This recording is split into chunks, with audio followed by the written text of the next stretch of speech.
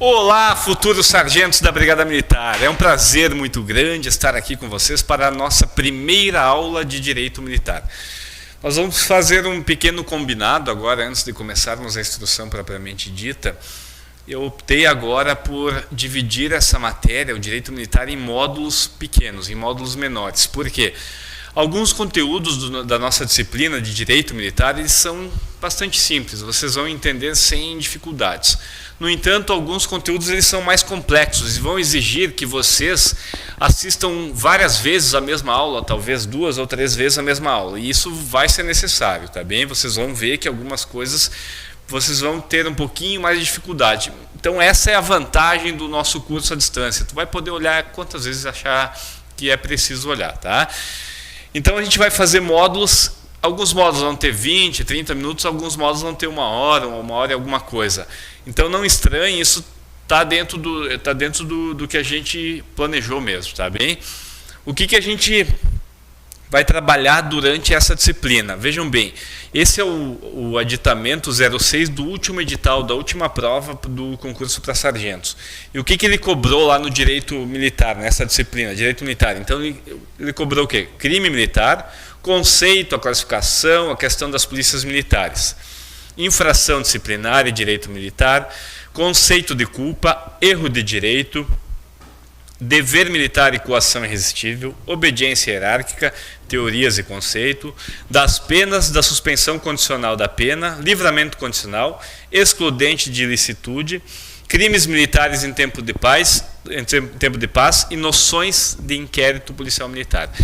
Então vejam só, nós temos um conteúdo que afeta ao processo penal militar e o restante todos são conteúdos ligados ao direito material, ao direito penal militar mesmo, não é o direito processual. Apenas o conteúdo das noções de inquérito é que são relativas a questões processuais. Estão previstas no Código de Processo Penal Militar. Tem alguns tópicos aqui que chamam a atenção, por exemplo, essa aqui, a questão das polícias militares. Não fica muito claro o que o edital quer, não é muito transparente o que ele quer dizer com essa questão das polícias militares. Então, onde é que eu fui buscar conteúdo para trazer esse item do edital de vocês? Acredito que ele esteja se referindo às questões constitucionais, da aplicação, né, questões constitucionais e também previstas no nosso Código Penal Militar, quanto à aplicação do direito penal às polícias, tá? Me parece que seja isso. Outra questão que não é muito transparente, infração disciplinar e direito penal militar. Vocês vão ver, e a gente vai trabalhar isso em seguida, vão ser inclusive os nossos primeiros 2 tópicos, os mais problemáticos, eu já comecei aqui, não são mais problemáticos, mas são tópicos meio engraçados, assim, não ficou muito transparente o que a pessoa que construiu o edital queria com isso, tá?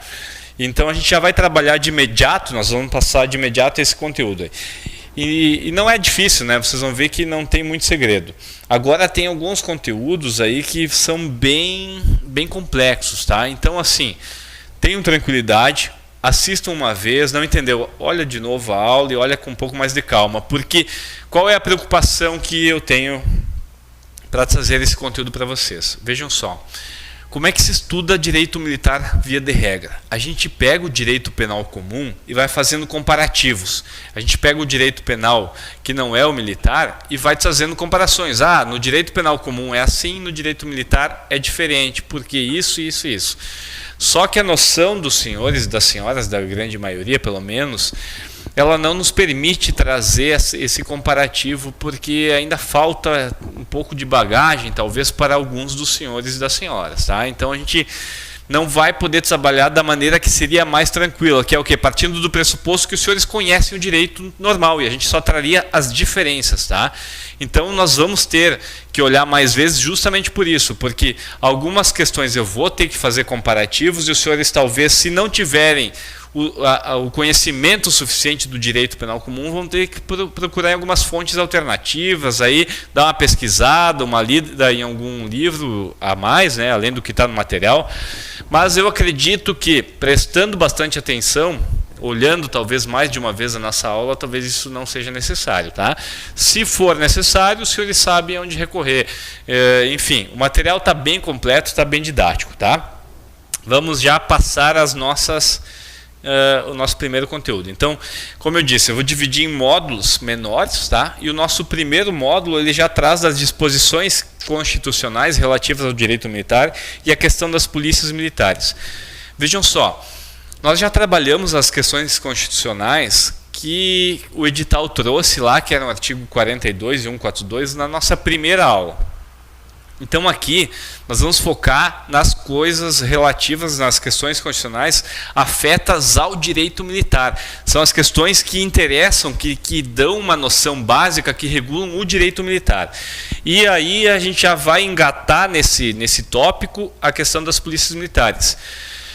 Não tem o ponto específico, disposições constitucionais relativas ao direito militar. Isso não está no edital de vocês, tá? Mas é essencial que vocês entendam a construção da justiça, as questões da justiça, as questões constitucionais da justiça militar, para perceberem o conteúdo como um todo, tá? Sem conhecer nada dessas questões de onde surgiu, por que o direito militar ele é diferente, vocês terão dificuldade. Então, a gente vai acrescentar esse tópico aqui para nós começarmos com uma boa construção, tá bem? Nós vamos fazer uma base para que o teu conhecimento cresça sólido, para que tu entenda o que tu está respondendo e não só decore, tá? Se for só decorar, qualquer palavra que a gente alterar lá na frente, na hora de resolver a prova, vai te derrubar. Assim não. Assim a gente constrói um conhecimento com base e aí tu vai acompanhando o raciocínio e entendendo por que as coisas são como elas são na nossa disciplina.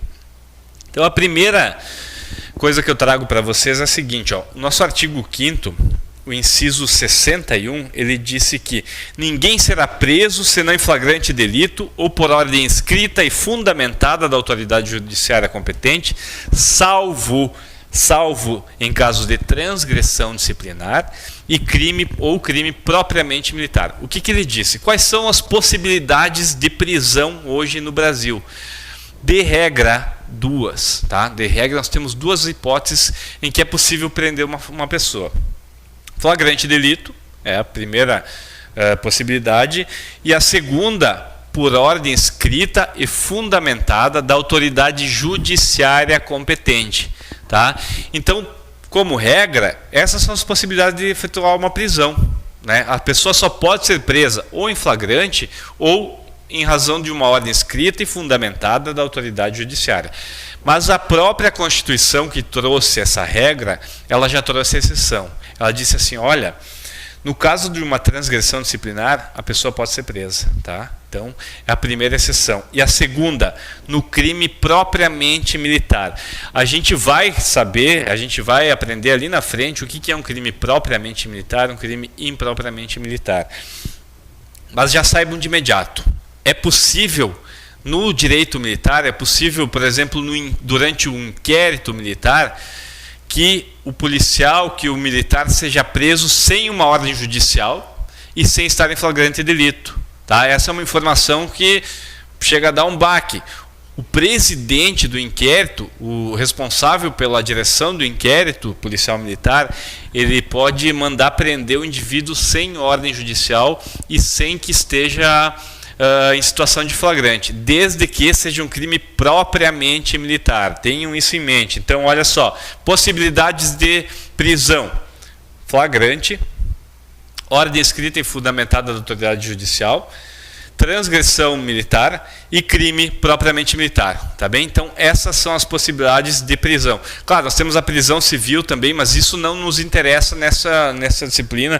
Por exemplo, a prisão do devedor de alimentos, né? Então, também seria uma possibilidade de prisão civil, mas isso não é afeto ao nosso conteúdo, então a gente não vai nem entrar nesse mérito. Então, primeira questão, vejam só, a Constituição, ela trouxe a estrutura do Poder Judiciário, tá?